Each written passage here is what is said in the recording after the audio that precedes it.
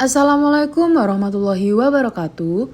Halo, aku Febila Parindra dari Prodi Ilmu Komunikasi UPN Veteran Jawa Timur.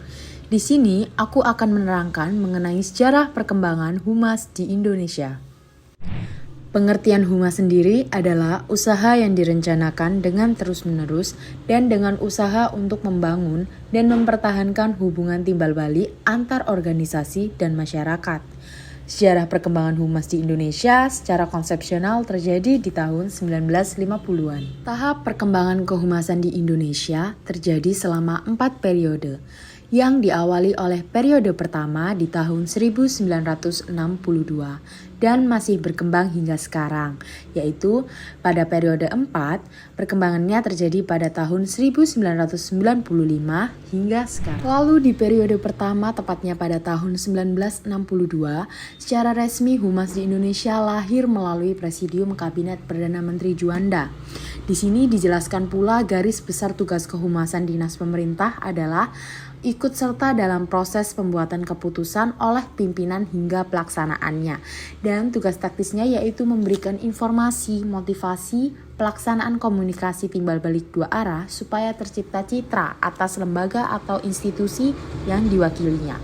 Di sini juga diinstruksikan agar setiap instansi harus membentuk bagian divisi humas.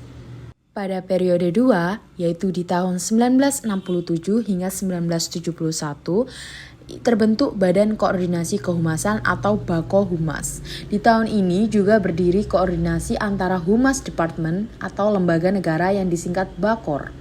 Lalu Bakor diubah menjadi Bako Humas atau Badan Koordinasi Kehumasan Pemerintah. Kerjasama antara Humas Departemen atau institusi tersebut menitikberatkan pada pemantapan koordinasi, integrasi, dan sinkronisasi dalam operasi penerangan dan kehumasan.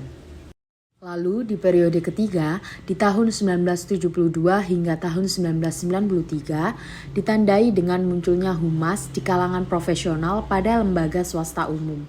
Indikatornya yaitu didirikannya Perhimpunan Hubungan Masyarakat Indonesia atau Perhumas sebagai wadah profesi humas oleh kalangan praktisi swasta dan pemerintah.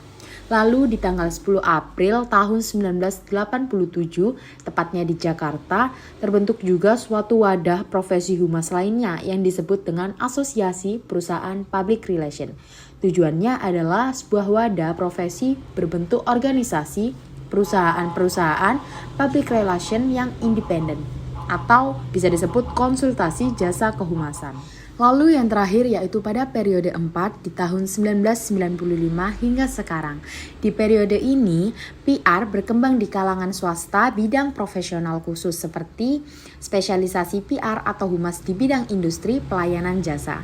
Indikatornya yaitu terbentuk himpunan humas hotel berbintang, lalu diresmikannya Forum Komunikasi Antar Humas, lalu keluarnya SK Bapepam, dan berdirinya PRSI atau Public Relations Society of Indonesia. Sekian penjelasan dari saya mengenai sejarah perkembangan humas di Indonesia. Terima kasih.